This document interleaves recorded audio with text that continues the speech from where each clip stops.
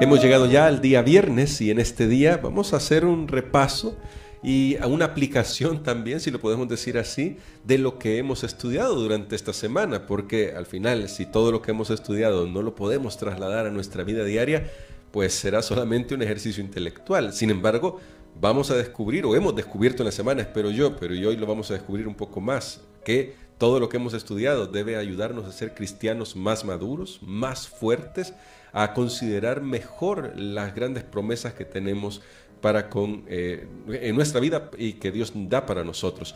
Así que vamos a orar pidiendo la dirección de nuestro Dios para el repaso de hoy. Querido Dios y Padre eterno, hemos aprendido muchísimo y reconocemos que a veces la información que tenemos nos abruma un poco, pero hoy queremos aplicarlo a nuestra vida. Queremos que estas verdades puedan impactar nuestra vida y te agradecemos porque tu palabra nos guía de tal manera que podemos vivir una vida plena en Cristo Jesús. Y es en el nombre de Jesús que oramos. Amén. Amén. Pastor Dani Perla, en esta semana hemos aprendido muchísimo, de verdad, nos hemos enriquecido con varios aspectos de la obra de nuestro Señor Jesucristo. Sin embargo, creo que hay un aspecto que siempre sería bueno reforzarlo, porque hay tantas teorías, se han dicho tantas cosas, de repente también hay algunos grupos cristianos que han tomado de la idea de Melquisedec, porque vamos a hablar de eso, como para crear nuevos órdenes aquí en la tierra. Y es más, hasta nos han preguntado también en radio, ¿Melquisedec es un personaje literal o es solamente un símbolo? Nos gustaría, Pastor, que nos ayude a comprender, ya a repasar, porque ya lo hemos estudiado, un poco la razón por la cual Pablo, el autor de Hebreos, tiene que usar la figura de Melquisedec para convertirla en un símbolo de Cristo. Muy bien, creo que es una muy excelente pregunta para finalizar el estudio de esta semana. Y comencemos. Las referencias que hay a Melquisedec en la Biblia las encontramos en el libro de Génesis, el capítulo 14, en el Salmo 110 y aquí en la carta Hebreos. A los Hebreos. Así que Melquisedec sí fue un personaje real. Muy bien. Fue un personaje real. Vamos en primer lugar a ese punto, pero que no tenemos que concentrarnos en su persona. Por eso la Biblia hace como un silencio acerca de él y no menciona de su padre, de su madre, de dónde provenía. No menciona muchas cosas, solo dice era sacerdote y era rey en Salem, nada más. Ahora Dios lo dejó de esa manera, porque nosotros vamos a ir más allá. Claro. Pero Dios lo dejó de esa manera, que hay ese silencio con respecto a las escrituras de Melquisedec. ¿Por qué? Porque lo que el autor de los Hebreos busca, en realidad para nosotros es, y para ellos en el primer siglo, buscar una justificación histórica para el sacerdocio de Jesús. Muy bien. Ese es el punto. No concentrarse tanto en la persona de Melquisedec, sino en qué hacía él, que él fue un sacerdote antes del sacerdocio levítico. Entonces, el autor a los Hebreos viene y utiliza ese personaje que está en la historia, esa justificación histórica para decirnos que Jesús entonces es sacerdote basado en ese orden antes del Levítico, y de esa manera puede demostrar a su audiencia judía que el sacerdocio de Jesús es válido. No está para competir en un sentido con el Levítico, pero sí está para más bien suceder a ese tipo de sacerdocio. Ahora, pero el apóstol Pablo, el autor de Hebreos, no está solo en esto, pastor. Es decir, no es que él tomó esta idea y dijo, bueno, veo Génesis y definitivamente esto es lo que yo voy a aplicar para mi libro. Correcto, no. Él, por supuesto, ha recibido la iluminación del Espíritu para hacer esto, pero está revelado en las Escrituras. ¿Dónde? En el Salmo 110. Y me gustaría que fuéramos a ver hoy nuevamente el Salmo 110 y el versículo número 4. De paso, mientras aquí tenemos el texto, quiero decirles que el Salmo 110 es uno de los salmos más citados en el Nuevo Testamento con relación al cumplimiento de las profecías mesiánicas. Bueno, y dice acá el Salmo 110, 4, Juró Jehová y no se arrepentirá. Tú eres sacerdote para siempre según el orden de Melquisedec. Muy bien, ahí estaba la clave. Ya Dios lo había dado en el Antiguo Testamento. Si tan solo respondemos unas simples preguntas, ¿en qué época vivió David?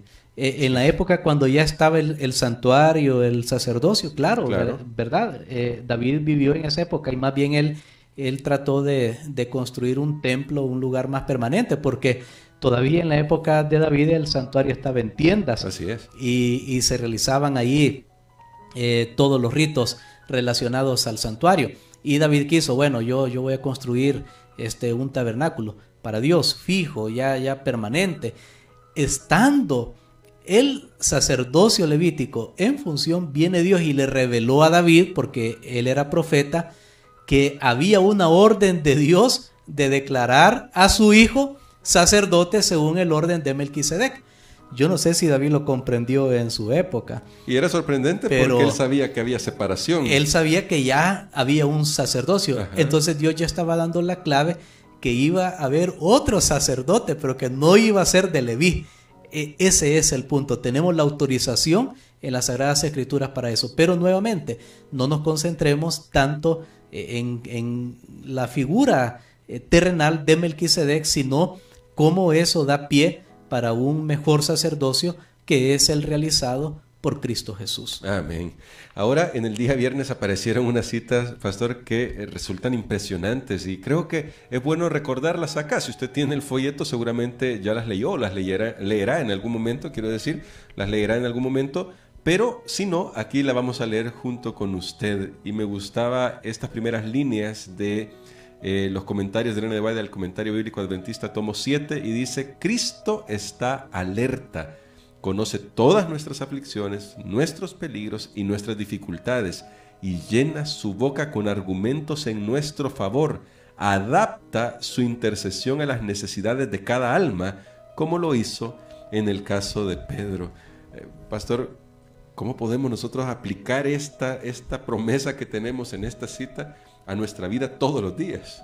Muy bien, creo que es una declaración maravillosa. Dice: Cristo está alerta. O sea, Él está pendiente, Él te está viendo. Recordemos que Él vive para siempre para interceder por nosotros. Si la audiencia judía en aquel momento tenía preocupación de que hubo un cambio de sacerdocio y hubo un cambio de ley, no que Dios cambió su ley, sino solo en relación al sacerdocio. Claro. Ahora, y ellos estaban preocupados por la permanencia de todos esos ritos, pero el apóstol les dice: no, miren, ahora ustedes tienen un sacerdote que intercede siempre por ustedes. Y aquí nos lo dice maravillosamente. A mí me llamó la atención esa frase: Él llena su boca con argumentos a nuestro favor. Amén. O sea que Cristo no está para destruirnos, Él está para salvarnos. Él está buscando, yo lo he dicho, lo pongo de esta manera: Él está buscando una excusa para salvarme, sí, no una excusa para que yo me pierda. Él está viendo la más mínima señal que tal vez yo comencé a leer la Biblia, que tal vez yo comencé a leer la Biblia, que tal vez yo levanté mi mano ahí en una actividad donde me pidieron aceptar a Jesús, o pasé al frente, o que estoy escuchando la radio, que estoy escuchando música cristiana, o que estoy escuchando sermones. Entonces Él pone eso ante el Padre y le dice: mira, Padre, a pesar de todos los efectos de los defectos que Él tiene, mira, Señor, ahí se ve que quiere. Padre, qué maravilloso. Él pide perdón por sus pecados. Sí, yo sé que cometió este error, pero mira, yo sé que Él quiere, yo sé que en el fondo del corazón. Y le dice: mira, Padre, va a la iglesia a pesar de lo que hizo esta semana, a pesar de lo que pasó. Eso es llenar la boca con argumentos en nuestro favor. Y por eso esto es maravilloso. Y yo diría lo mismo que el apóstol Pablo les decía en otras palabras a su audiencia: bueno, ¿qué les preocupa? No se preocupen de abandonar ese sistema levítico de sacerdocio. Ahora miren a algo mucho mejor, a algo mucho más grande. Y yo hago la invitación hoy para todos: es: ¿qué te preocupa? ¿A qué estás aferrado? Es que si dejo esto, y me entrego totalmente a Cristo, pero entonces voy a perder esto, sea cual persona u objeto o bien o lo que sea, pero ¿qué te preocupa? Suéltalo, soltémoslo, porque ahora tenemos algo mucho mejor, mucho más permanente a Cristo, y sobre todo que Él nos quiere salvar. No le des la espalda pensando, es que Él me va a destruir por lo que soy. Si Él te quisiera destruir por lo que eres, ya lo hubiera hecho hace rato, pero al final Él no te destruyó a ti, se destruyó a sí mismo en la cruz para salvarnos a nosotros, porque rechazar a Cristo tiene implicaciones serias, como lo veremos en la próxima lección. Y esté atento de la próxima lección, porque definitivamente hay una palabra de exhortación ahí para todos nosotros. Y yo quisiera terminar con la otra cita, parte de la otra cita, pastor, porque creo que el gran problema de la humanidad que tenemos ahora es que hemos perdido por completo la noción del gran y elevado propósito que Dios tiene para nosotros, del gran valor que Dios nos asigna. Y bueno, aquí dice la cita de la siguiente manera: era el propósito de Satanás lograr una eterna separación entre Dios y el hombre, pero en Cristo llegamos a estar más íntimamente unidos a Dios que si nunca hubiéramos pecado. Y me detengo ahí por dos razones, pastor. Primero, para que usted nos ayude a comprender qué significa esto que Dios hace que nos identifiquemos tanto con Él en la persona de Cristo. Pero lo otro, que cómo debemos tener cuidado de no creer que es el pecado el que nos ha hecho llegar a esto, porque a veces hay gente que podría decir, bueno, el plan de Dios era que pecáramos, porque ese no era el plan de Dios. No, en lo absoluto, no, Dios no quería que pecaran, y por eso dio advertencias al ser humano, creó todas las condiciones para que se mantuviera.